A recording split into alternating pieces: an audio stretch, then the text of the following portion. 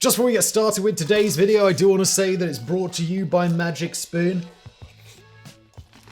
And this is a treat that will transport you back to your childhood while still fueling your adult self. Look, first off, Magic Spoon is delicious, but it's actually packed with protein. Magic Spoon brings you a clean and fueling treat that tastes just like you remember cereal as a kid. And you can enjoy it any time of the day. Breakfast, obviously, but also lunch, dinner.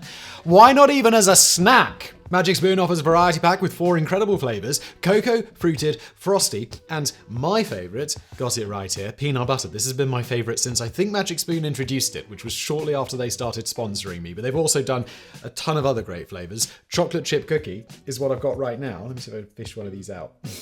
And you can see it's got like little chocolate chips in there. I'm not sure if they're chocolate chips, but they taste like it. It's very delicious. But wait, there's more. Let's jump into the nutritional facts, shall we? Let's just grab this one. They've got a whopping 13 to 14 grams of protein, only 4 to 5 grams of net carbs, and it's only 140 calories per serving. And guess what? 0 grams of sugar. No cane sugar, no corn syrup, no sugar alcohols. This is a win-win cereal. Magic Spoon's also gluten-free, grain-free, even keto-friendly, plus there are no artificial colors or sweeteners.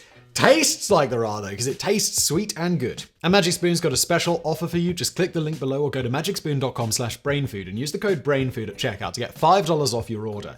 And here's the icing on the cereal, everybody. Magic Spoon is so confident in their product that they'll give you a 100% happiness guarantee. So if you don't like it for any reason, refund your money. No questions asked. So don't miss out on this opportunity to relive your childhood favorites with Magic Spoon. Click the link below for the variety pack, use the code BRAINFOOD for $5 off, or just go to magicspoon.com/brainfood to save $5 off your order today. Advertisers, sponsors like Magic Spoon allow us to make these in-depth videos, so a big thank you to them. And now today's video. On March 31st, 1851, a crowd of curious Parisians gathered at the Pantheon to witness a historic scientific demonstration. In the center of the building, directly beneath its towering dome, they found a deceptively simple piece of equipment, a 28-kilogram brass-coated lead sphere suspended from the building's dome by a 67-meter-long wire.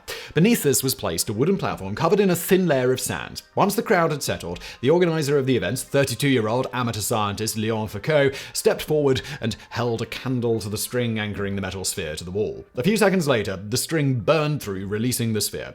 As the crowd watched, the pendulum swung slowly across the hall, a spike in its base scribing a line in the sand with each pass. At first, nothing changed. But as the minutes ticked past, something extraordinary began to happen. Slowly, the line in the sand began to shift, creeping steadily clockwise around the platform. Within an hour, it had rotated by more than 10 degrees, while by the next day, it had completed a full circle, returning to its original starting point. The implications of this strange phenomena were not lost on the astonished onlookers. With only the simplest of devices, Léon Foucault had conclusively demonstrated what many had long suspected but had been unable to prove, that the Earth does indeed rotate around its axis. This is the story of one of the most elegant and powerful experiments in the history of science. For much of human history, the Earth was assumed to lie at the center of the cosmos, while the sun, moon, stars, and planets all rotated around it, the so-called geocentric model of the universe. But in the 16th and 17th centuries, thanks to the efforts of scientists like Nicholas Copernicus, Johannes Kepler, and Galileo Galilei, humanity gradually adopted the heliocentric model, wherein the Earth and the planets orbit around the sun. A major factor behind this cosmic shift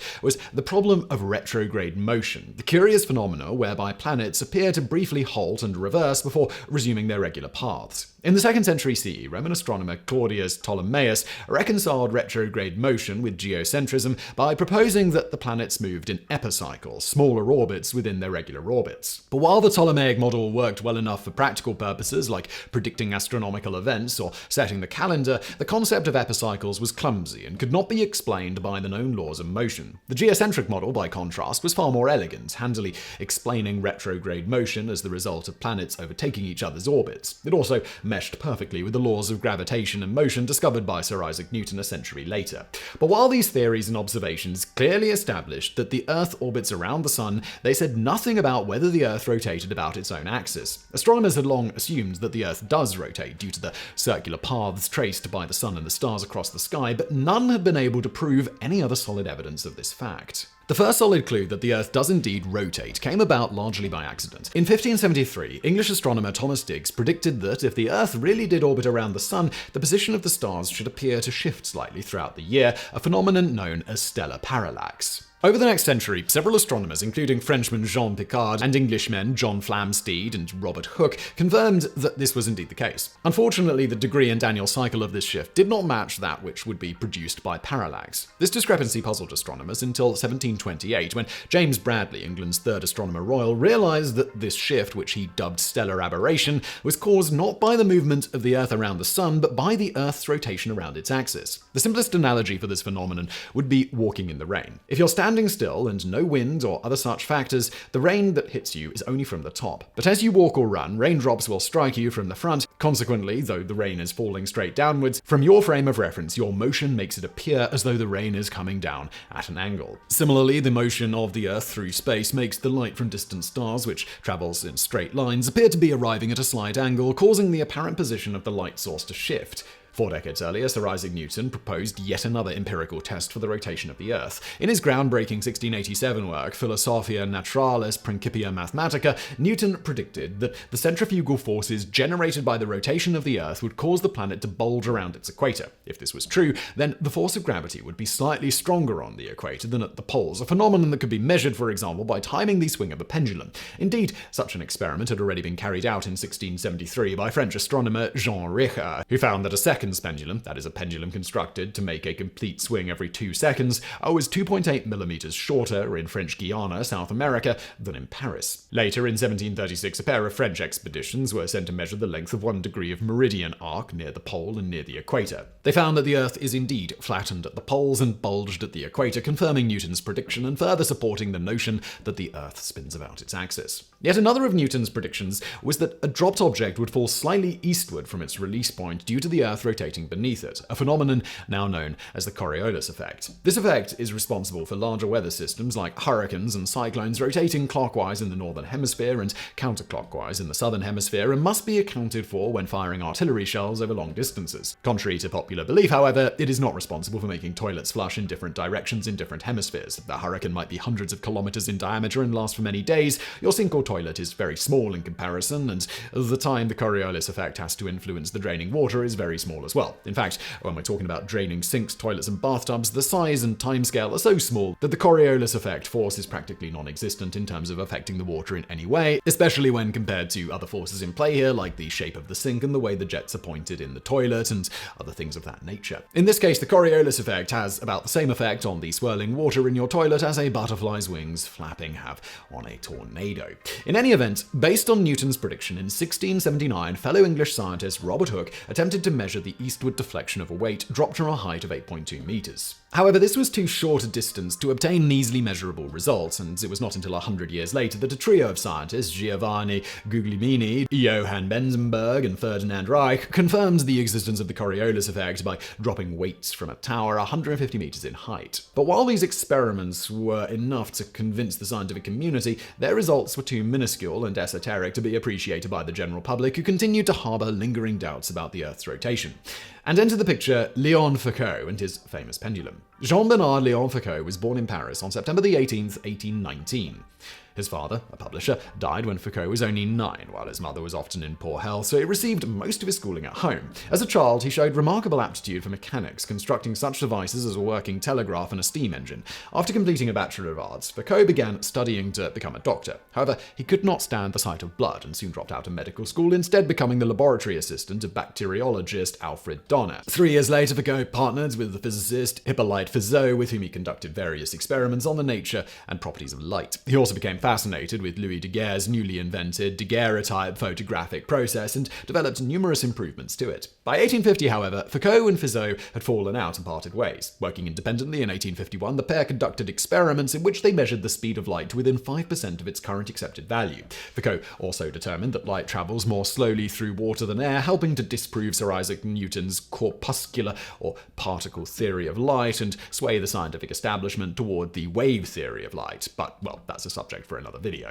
One night in early January 1851, Foucault had what would turn out to be his most famous insight, that a large swinging pendulum could be used to demonstrate the rotation of the Earth. The principle of the Foucault pendulum is identical to that of the Coriolis effect. Like a flying artillery shell or a falling weight, a swinging pendulum travels in a straight line or fixed plane independent of the Earth's rotation. In other words, it occupies an inertial frame. So long as no outside force acts upon it, the pendulum will continue to swing along this plane, meaning that as the Earth spins beneath it, this plane will appear to rotate relative to its starting position, clockwise in the northern hemisphere and counterclockwise in the south. The speed of this rotation depends on the pendulum's latitude. At the poles, it will complete one rotation every 24 hours, while at the equator, it won't rotate at all. At any other latitude, the rate or rotation is proportional to the sine of the angle of latitude. For example, in Paris, which lies at 48.85 degrees north, a Foucault pendulum will complete one rotation every 31.85 hours. As the suspension point of the pendulum is fixed to the Earth, the plane of oscillation does not remain truly fixed, but rather rotates at a rate of 180 degrees per day, returning to its original position every 2 days. However, in order to achieve the desired results,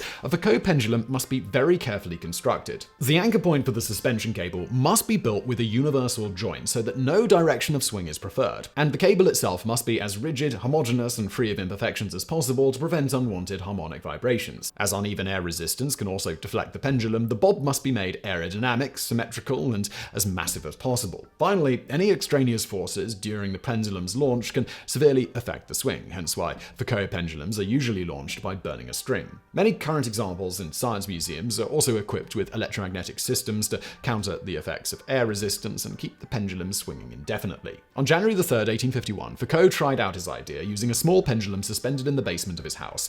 Having confirmed the basic principle, he sent a letter to a group of scientists and dignitaries, including Emperor Napoleon III, stating, "You're invited to see the Earth turn." The first public demonstration of the Foucault pendulum took place on February 3rd, 1851, in the Meridian Room of the Paris Observatory. But while the invited scientists were astonished by the dramatic experiment, due to Foucault's lack of formal education and not a bit of professional jealousy, the scientific establishment was slow to take him seriously. However, Foucault's legacy was secured a month later when he conducted his famous public demonstration at the Pantheon, quickly propelling him to the heights of celebrity and causing tourists to flock to the exhibit in droves. Elegant and dramatic, the pendulum quickly dispelled any lingering doubts the public might have had about the rotation of the planet beneath their feet. After Foucault published his results later that year, the scientific community grudgingly accepted him into their ranks. In 1855, he was awarded the Copley Medal, the highest honour of the Royal Society of London, for his work on the relation between mechanical energy, heat, and magnetism, while that same year he was made physicist of the Imperial Observatory at Paris, a position created specifically for him.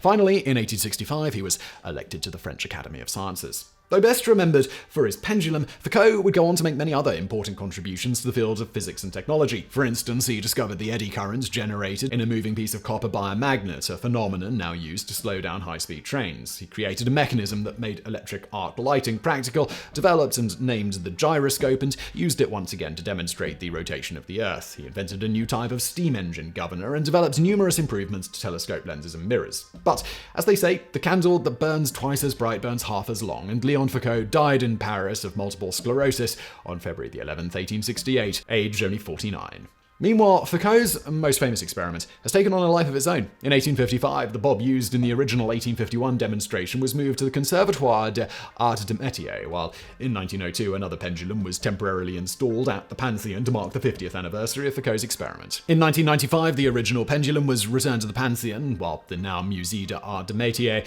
underwent renovations, being returned in 2000. On April 6, 2010, however, the suspension cable snapped, causing irreparable damage to the historic bob and the museum's marble floor. The bob was thus retired and displayed in a separate glass case, while a replica pendulum was installed in its place. Another replica has also been operating at the Pantheon since 1995, while dozens of Foucault's pendulums have been installed in science museums around the world. Along with electromagnetic drives to keep them swinging, these pendulums often have other features like a circle of hinged pins that the bob gradually knocks over as it turns, but ultimately all work on the same elegant principle, demonstrating that sometimes the most powerful experiments are the simplest.